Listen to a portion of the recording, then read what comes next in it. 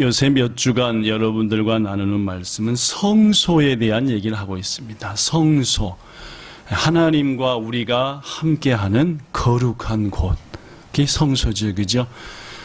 성경에는 성소에 대한 게 최소한 4가지 종류가 나온다 했습니다.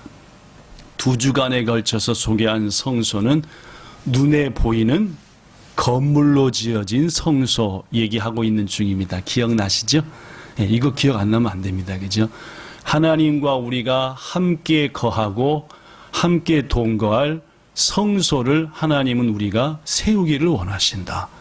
그런데 그 성소에는 한 가지가 아니라 약 4가지 종류가 있다. 첫 번째 종류는 솔로몬이 지었던 성전과 같이, 모세와 그 백성들이 지었던 성막과 같이, 또 스룹바벨과 그 백성들이 지었던 제2의 성전 성소처럼 눈에 보이는 성소도 있다. 특히 지난주에는 스룹바벨과 성도들이, 그리고 솔로몬과 성도들이 성전을 짓는 장면을 소개하면서 보이는 예배당, 보이는 성소를 짓는 자세에 대한 얘기도 말씀드렸습니다. 첫 번째, 스룹바벨 시대의 성도들은 비록 자신들이 세워드리는 성소, 성전이 과거에 지었던 솔로몬 성전과 비교할 때 어떻게 보였다고요? 보잘것없이 보였다 했습니다. 알겠죠? 일단은 금과 은이라든지 재료 면에서도 전혀 틀렸고, 여러 가지 면에서. 그래서 하나님이 그들에게 말했지요. 너희들 눈에 지금 옛날 성전과 비교해서 어떻게 보이느냐? 너희들 눈에는 뭐하게 보일지도 모른다. 초라해 보이고 보잘것없어 보일지도 모른다. 그러나 내가 이 성전의 나중 영광을 이전에 있었던 어떤 영광보다도 크게 하리라. 그렇습니다. 당시 포로지로부터 돌아왔던 성도들은 비록 여러 가지로 어려웠지만 뭐만큼은 최선을 다했어요. 마음과 정성만큼은. 그래서 저는 지난주에 코로나 시대에 새 예배당을 짓는 여러분과 저 결코 만만치 않지만은 마음과 정성만큼은 스룹바벨 시대의 성도와 같아야 된다라는 말씀드렸고, 두 번째는 솔로몬 성전을 지을 때 성전 내에서 어떤 소리가 안 들렸다고요? 큰 소리가 안 들렸다라고 했습니다. 물론입니다. 얘기한 대로 망치라든지 톱이라든지 여러 가지 소리를 안 들리게 했다. 왜냐? 한 신학자 얘기를 소개하면서 하나님과 인간과의 거룩한 화목의 자리, 평강의 자리이기 때문에 당연히 성전을 세워나가는데, 눈에 보이는 성소를 세울 때 우리의 마음과 모든 행동 하나하나가 거룩하고 평화롭고 아름다워야 된다. 이게 성전을 세우는 우리들의 또 다른 뭐의 자세다? 마음의 자세다라는 것, 지난주에 말씀 나눴습니다. 오늘은 성소에 대한 그 3번째 시간으로 첫 번째 얘기한 4가지 중에 눈에 보이는 건물 성소 말고 또 다른 성소를 소개하겠습니다. 성소, 하나님과 우리와 함께하는 것은 눈에 보이는 이런 건물 성소만 있는 게 아니라 앞으로도 3가지가 더 있습니다. 그 2번째 것 오늘 소개합니다. 오늘 본문을 보면은 친히 십자가에 못 박히셔서 우리의 모든 죄를 지시고 이제 죽으실 주님께서 십자가에 못 박히기 50일 전, 많이 남았습니까? 조금밖에 안 남았습니까? 네가 50일 있다 죽는다 하고 여러분과 저가 죽음 선고를 받았다고 생각해봐요. 50일이 짧습니까? 길습니까? 짧지요. 그 짧은 순간에 가신 곳이 있었습니다. 어디입니까? 시작. 가이사랴 빌립보. 가이사랴 빌립보는 갈릴리 호수에서 동북쪽으로 약 40km 떨어진 곳이니까 갈릴리 호수보다도 북쪽으로 40km. 그러니까 십자가에서 죽을 곳은 예루살렘 남쪽이고 거긴 저 위쪽이니까 50일 후면은 십자가에 달려 죽으실 그분이 꽤나 멀리 가셨습니다. 가이사랴 빌립보, 갈릴리 호수보다도 더 북쪽에 있는 이 지역은 대부분이 유대인들이 살고 있지 않았어요. 갈릴리 호수 주변에는 유대인들이 많이 살았는데 이 가이사라 빌립보는 유대인들은 적었습니다. 그러다 보니까 예수님과 제자들이 그곳에 갔지만 지난 3년간 예수님이 놀라운 일을 했지만 많은 무리들이 예수님을 따르지는 않았습니다. 조용했죠. 한적했습니다. 아주 시골이었습니다. 그렇다면 여러분, 왜 예수님은 불과 50일 후에 십자가의 고난을 당하셔야 되는데 그 50일 전에 이처럼 조용한 예루살렘, 갈릴리로부터도 훨씬 떨어진 곳까지 가셨겠는가? 예수님이 세상에 계셨던 33년은 둘로 나누어집니다. 먼저 30년 가정을 사랑하며 섬기셨습니다. 인간으로서의 예수의 삶을 사셨죠. 33년 중에 두 번째 3년, 이것은 공생애, 시작, 공생애. 즉 사람의 아들로서 사신 것이 아니라 하나님의 아들로서 사셨습니다. 그 3년 동안 하신 4가지 일이, 첫째, 하나님과 천국을 가르쳤습니다. 하나님이 어떤 분인지, 천국이 어떤 곳인지 가르쳤어요. 계시, 특별한 계시를 보여주신 거죠. 두 번째, 병들고 가난하고 연약한 자들을 고치시고 살리시고 섬기셨습니다.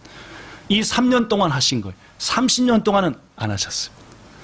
세 번째, 제자들을 택하셨고 그들을 훈련했고 그들을 통해 교회를 세울 모든 만반의 준비를 하셨습니다. 세 번째. 네 번째, 가장 중요하죠. 고난당하시고 십자가에서 죽으셨습니다. 그리고 부활하셨죠. 이게 네 번째입니다. 지난 3년간 예수님은 이 4가지 중에서 3가지까지 것을 이루기 위해서 쉬지 않고 일하셨습니다. 그리고 이제 마지막 4번째 십자가 대속을 앞두고 이제까지 했던 3가지를 정리하고 싶으셨습니다. 지난 3년간 무엇보다도 제자들을 훈련시켜 교회를 세워야 될 일꾼들로 만드는 마지막을 체크, 점검하고 싶으셨다는 말이죠. 왜냐하면 50일이 지나면 이제 예수님은 제자들을 떠나셔야 했고 이제까지 예수님께서 하신 모든 일들을 제자들이 해야만 했습니다. 이 일을 앞두고 예수님은 그들이 잘 배웠는가 준비됐는가 총정리하기 위해서 너무너무 중요한 2가지 질문을 하시죠. 아니 실은 1가지입니다. 첫 번째 질문은 예비 질문이고 진짜 중요한 질문은 2번째 아니 질문이죠. 첫 번째 뭐라고 물었습니까? 네, 이렇게 물었습니다.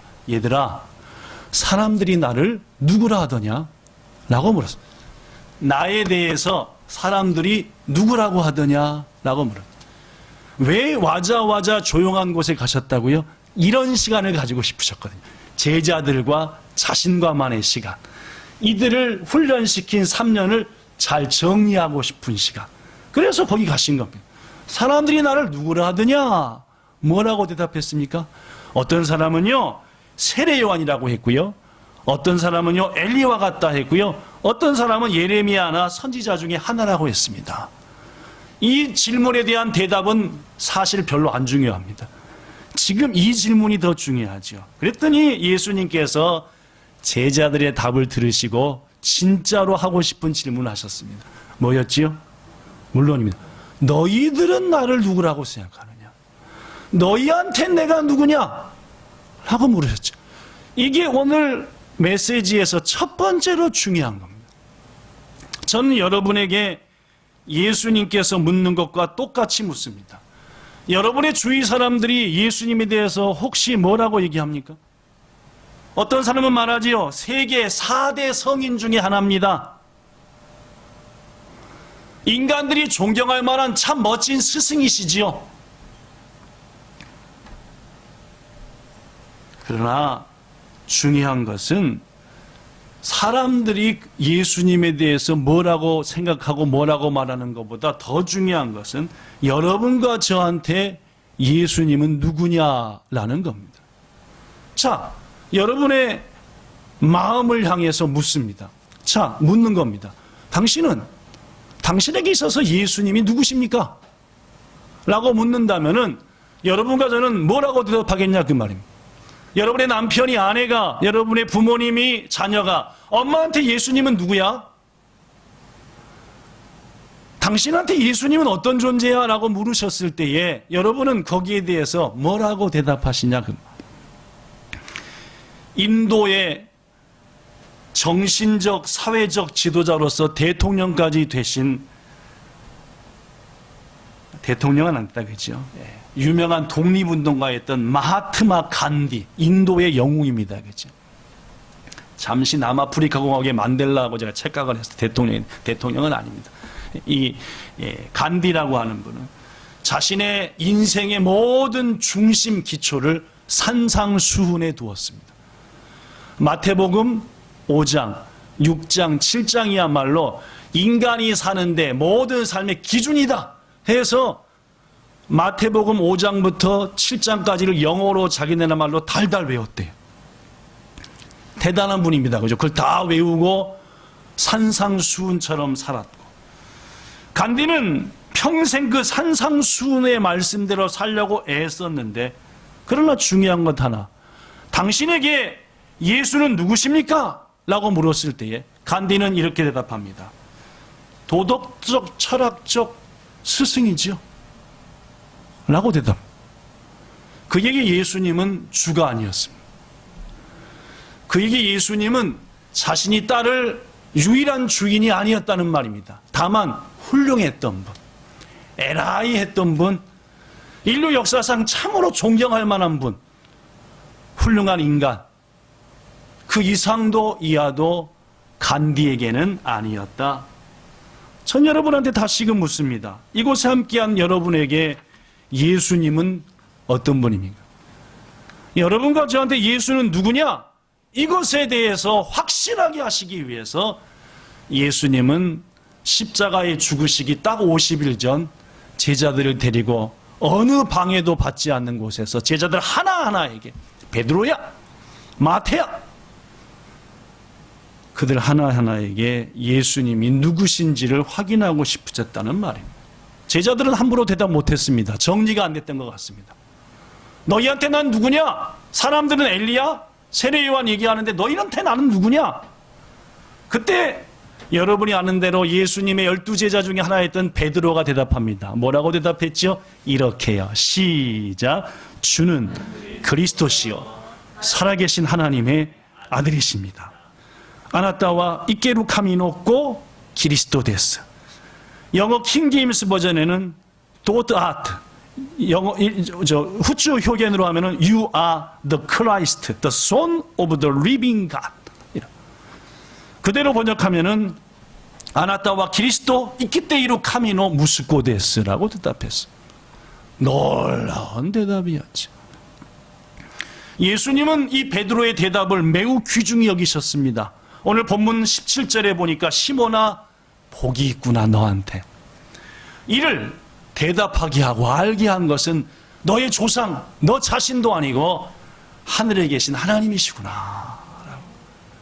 정답이다 그 말입니다. 진짜 멋지게 대답했구나. 이 대답하는 순간 너는 하나님의 은혜를 힘입었구나. 이 베드로의 은혜 힘입음이 여러분과 저에게도 임하기를 축복합니다. 아니 이미 임한 줄로 믿습니다. 그러면요, 그 누구도 예수에 대해서 그분은 어떤 분입니까? 라고 물을 때에 망설이고 간디는 훌륭한 스승입니다 라고 얘기했고, 여러분과 저라는 세상 사람들은 너무 빠지지는 마, 훌륭한 분인 건 나도 알아 하지만은 여러분과 저의 마음과 입술에서 대답할 예수님은 누군가에 대한 답은 유일하다는 말입니다. 당신은 나의 주가 되십니다. 그리스도십니다. 당신은 하나님이십니다. 라는 말입니다. 이 베드로의 대답에는 많은 의미가 포함되어 있는데 이미 여러분에게 말씀드린 기억도 있고, 그러나 오늘 성소에 대한 얘기를 하면서 중요하기에 한 번 더 간단히 간추리겠습니다. 첫째, 베드로의 이 대답은 예수님이 나의 주가 되십니다. 주인입니다라는 고백입니다. 그렇습니다.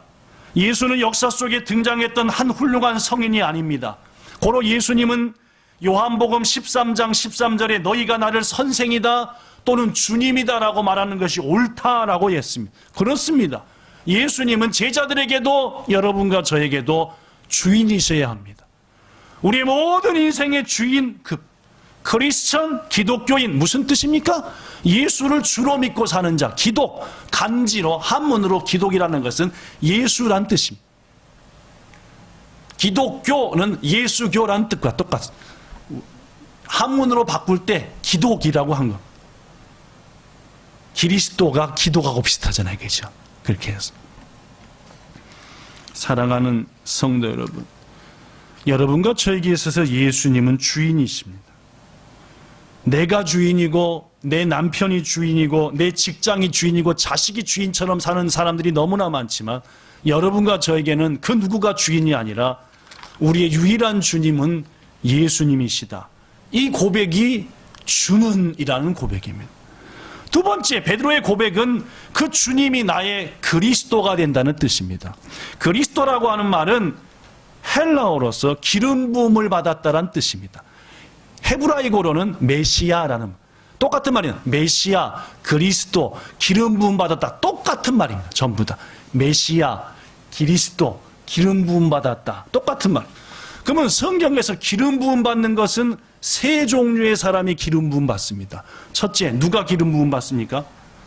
제사장이요. 제사장을 세울 때 기름을 머리에 부어서 삼았습니다. 오늘날에는 안수라고 하죠. 그죠? 목사가 된다든지 안수 집사님이나 장로님이나 때로는 권사님은 안수하지 않는 경우가 많고 하여튼 안수, 이른바 기름 부음을 받았다라는 뜻입니다. 이 제사장의 역할은 뭡니까? 하나님과 인간 사이의 중보자입니다. 인간이 죄를 지었을 때에 하나님께 곧바로 나갈 수 없었던 시대가 있었고 고로 중보자이신 제사장을 통해서 대신 나가게 됐습니다. 물론 지금은 예수님이 십자가에 죽으셔서 휘장이 위아래로 딱 갈라진 다음부터는 예수 믿는 모든 사람이 제사장이 되었습니다. 그러나 과거 한 시대 때는 한 인간이 하나님께 직접 갈 수 없어. 너무 죄인되니까 죄악. 고로 제사장을 통해서 중보자. 예수 그리스도는 이렇듯 기름 부음 받은 하나님과 우리 사이의 중보자입니다. 두 번째, 선지자가 기름 부음을 받았습니다. 예레미야, 엘리야, 엘리사 등 선지자들은 기름 부음을 받습니다. 선지자의 역할은 뭐냐? 우리가 제사장을 통해서 하나님께 나간다면 하나님께서는 하나님이 선지자를 통해 우리에게 당신의 뜻을 말씀합니다. 반대예요. 그죠? 우리가 제사장을 통해 하나님께 나간다면 하나님은 선지자를 통해 우리에게 말씀하십니다. 아시겠죠? 그러니까 우리 쪽 통로는 제사장이라고 생각하면 되고 하나님이신 통로로 본다면 뭐 예외도 있지만 다 이따위로 선지자를 통해서 말씀하십니다. 예수님은 이렇듯 선지자이십니다. 또한 세 번째로 누가 기름 부음을 받았냐면은 왕이 기름 부음 받았습니다. 왕이요. 예를 들면은 사무엘 선지자가 하나님의 뜻을 따라 기름통에다 기름불에다 기름을 채워 가지고 다윗에게 사울 왕에게 기름을 부어서 왕으로 세웠습니다. 예수님은 이렇듯 우리의 왕이십니다. 즉 주는 그리스도시오라고 하는 그리스도, 히브리어로는 제가 뭐라 했죠? 메시아, 그죠? 그리스도. 이 그리스도라고 하는 이 기름 부음 받은 것은 바로 예수님께서 나의 왕이 되시고 하나님과 나 사이에 중보자가 되시고 하나님께서 내게 말씀하시는 모든 말씀을 전달해 주는 선지자가 되십니다라는 뜻입니다. 주는 당신은 나의 주인이십니다. 동시에 하나님과 나의 중보자가 되시고 말씀을 주시는 분이시고 무엇보다도 나의 유일한 왕이 되십니다. 라는 게 주는 그리스도시요 라는 뜻이라는 말입니다. 세 번째, 마지막으로 대답한 베드로의 세 번째 대답은 살아계신 하나님의 아들입니다 라고 대답했습니다. 기지요? 사랑하는 여러분, 하나님은 온 우주 만물을 창조하신 하나님이십니다. 제가 가장 얘기하잖아요. 하나님은 누구실까요? 그분의 이름은 하나님이십니다. 그분이 하신 일은 뭡니까? 온 우주 만물을 창조하셨습니다. 이 땅에 있는 모든 것들을 주님이 지으셨습니다. 라고만 창조주심. 더구나 그 하나님은 지금도 살아계셔서 온 우주를 다스리시고 주관하시는 하나님이신 거 믿습니다. 그런데 예수님은 바로 그분의 누구시다? 아들이시다 라고 말. 이 대목이 중요합니다. 여기서 아들이라는 표현은 우리말로 바뀌면서 아들, son이라고 표현되는데, 이것은 아빠가 아들을 낳았다는 개념이 아니라 아빠와 아들의 모든 힘과 권위가 동등하다는 뜻입니다. 여기서의 아들은 난 아빠고 내가 널 낳았어의 그런 아빠 아들의 관계가 아니라 너와 아버지는 모든 면에서 동등하고 이쇼다 라는 뜻의 아들이에요. 뭔 말씀 아시겠죠? 하나님이 아들을 낳았는데 이름이 예수래. 그건 아니라는 말입니다. 이게죠. 뭣도 존재하신 것. 한쪽에서 나신 게 아니라 원래부터 삼위로 존재하신 거니까 낳고 그냥 관계상에서 아들이고, 그 뜻은 모든 권위와 힘과 능력이 이쇼다, 동등하다라는 뜻입니다. 그렇습니다. 예수님이 하나님의 아들이라고 고백한 이 베드로의 고백은 예수님이 곧 하나님이시고 하나님과 같으시다라는 말. 그런데 여러분, 이 하나님이신 예수님, 이 중보자이신 예수님이 우리를 위해서 하신 놀라운 일이 있는데, 그것은 바로 우리를 살리시기 위해서 십자가에 달려 죽으셨다는 사실입니다. 그래서 우리가 잘 아는 것처럼 고린도후서 5장 21절에 보면은 하나님이 죄를 알지도 못한 이를 우리를 대신하여 죄로 삼으신 것은 우리로 하여금 그 예수님 안에서 하나님의 의가 되게 하여, 그래서 영원한 생명을 얻게 하려 함이다라는 말. 그렇습니다. 베드로의 이 고백처럼 우리는 예수님을 믿는 사람들. 그 예수님은 하나님이십니다. 그 예수님은 우주 만물을 지으신 분입니다. 그 예수님은 제사장이시고 선지자이시고 왕이시고 더구나 우리 죄를 위해서 십자가에 죽으신 분이시고, 고로 우리는 그분을 주인으로 섬기며 왕으로 섬기며 산다. 이게 그리스도인이고 바로 베드로가 대답한 고백의 내용이며, 여러분과 저가 가장 가까운 이로부터 누구에로부터라도 예수가 당신에게는 어떤 존재입니까? 라고 대답할 때에, 물을 때에 우리가 대답할 것은 그분은 나의 왕이고 창조주이시고 사랑하는 자시고 나에게 하나님의 뜻을 전달하시는 분이시고 나의 죄를 위해서 죽으신 분이시고 나를 천국으로 인도하는 분입니다 라고 고백하는 것, 이 고백이 베드로의 고백이고 우리들의 고백이었다는 말이에요. 고백이어야 한다는 말이죠. 자, 그렇다면 오늘 마지막 중요한 얘기합니다. 저는 지금 다른 얘기 실컷 했는데 실은 오늘 뭔 얘기한다 했었습니까? 성소요. 그죠? 성소 얘기한다 했습니다. 성소. 눈에 보이는 성소요? 아니요. 눈에 보이는 성소는 지난주로 끝났습니다. 그죠? 건물 성소, 솔로몬 성소, 수르바벨 성소, 모세 성소 다 끝났습니다. 그죠? 그럼 오늘은 눈에 안 보이는 성소 중에 하나 얘기했는데 다른 얘기 계속했습니다. 자, 베드로의 고백을 들으신 다음에 예수님이 중요한 얘기를 했습니다. 성소에 대한이요. 자, 뭐라고 얘기했을까요? 본문 18절입니다. 여기 써진 걸로 시작. 내가 이 반석 위에 내 교회를 세우리니 음부의 권세가 이기지 못하리라. 아, 성소의 한 종류인 교회라는 게 나왔습니다. 신약 성경에 등장하는 최초의 에클레시아라는 단어입니다. 에클레시아가 뭔지 알죠? 그죠? 우리는 교회를 얘기할 때마다 헬라어로 에클레시아, 그리스고입니다. 그죠? 에클레시아라고 해서 신약 성경에 최초로 등장하는 에클레시아라는 단어가 마태복음 16장에 나오는 겁니다. 이른바 성소입니다. 제가 얘기했습니다. 예수님이 세우겠다는 에클레시아 성소는 눈에 보이는 겁니까? 안 보이는 겁니까? 그렇죠. 여러분, 이 대목에서 중요합니다. 예수님이 교회를 세우겠다 했는데 뭐에 세운다 했냐면은 바로 여기 보면은 내가 이 반석 위에 내 교회를 세운다 했습니다. 이 반석이라는 게 도대체 뭐냐? 대다수 신학자들은 신앙 고백이라고 얘기합니다. 베드로가 고백을 했죠. 주님이십니다. 그리스도십니다. 하나님이십니다.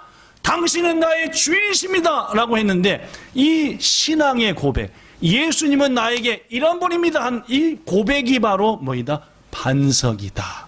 이와다라고 말한다는 겁니다. 그렇습니다. 하나님이 세우시는 또 다른 종류의 교회 에클레시아는 어디 위에 세워지는지 압니까? 여러분과 저의 신앙의 고백 위에 세워지는 거예요. 믿음의 고백 위에 세워지는 겁니다. 세우는 분은 예수님이시되 반드시 세워지기 전에 여러분과 저의 고백이 있어야 됩니다. 뭔 고백이요? 주는 나의 왕이십니다. 주는 나의 그리스도십니다. 당신은 나의 주인이십니다. 라고 하는 그 고백 위에 에클레시아라고. 에클레시아라는 뜻이 뭐냐? 세상에서 주님이 부르셔서 모아놓은 모임입니다. 이게 에클레시아라는 거예요. 무슨 말입니까? 여러분과 저 각자 하나하나는 세상에서 부름받았어요. 누구를 왕으로 삼고 살라고?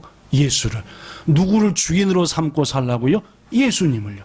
부름받아서 모아놨어요. 그 모아놓은 모임을 뭐라고 한대요?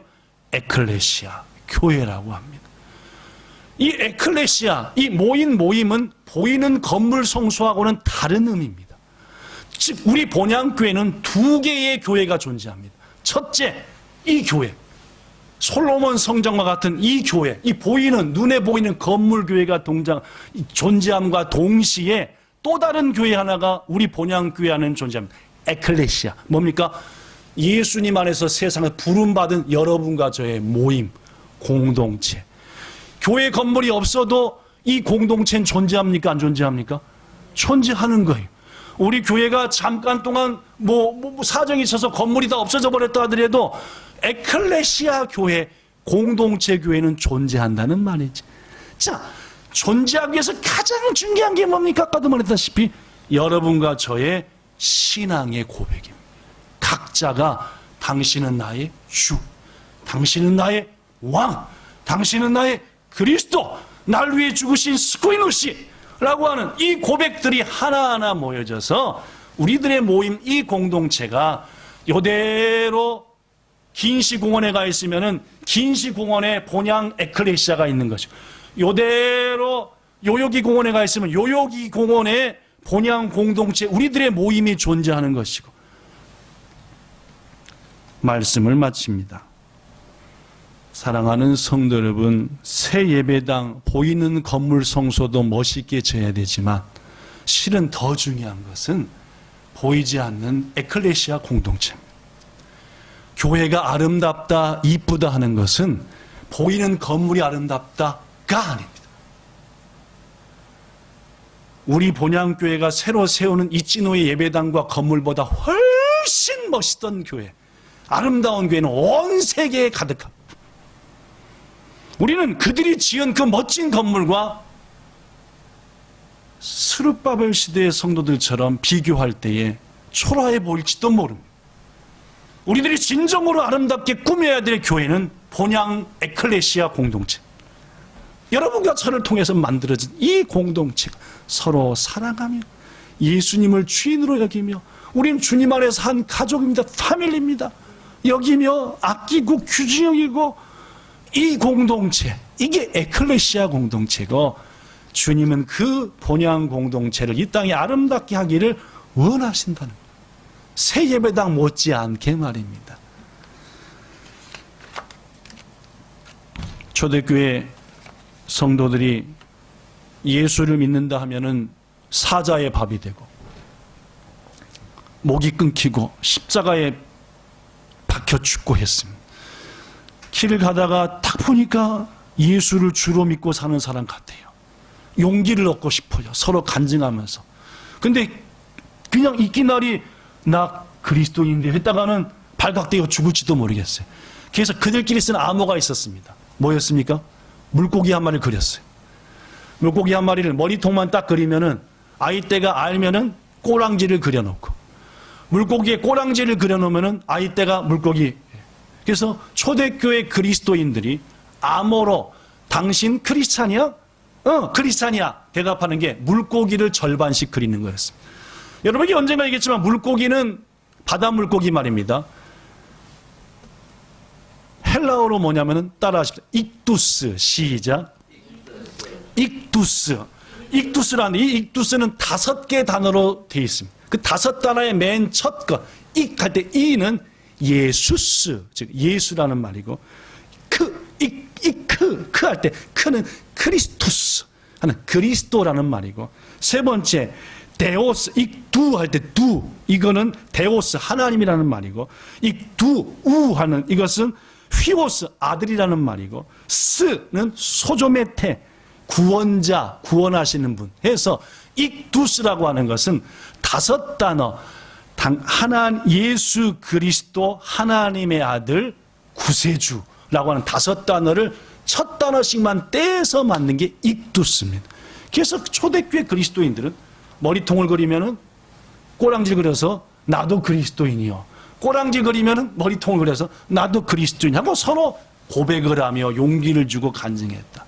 성도 여러분들, 우리들이 믿는 예수님은 우리의 주인이시며 왕이시며 중보자이시며 선지자이시며 메시아이시며 하나님이시며 구원자이십니다.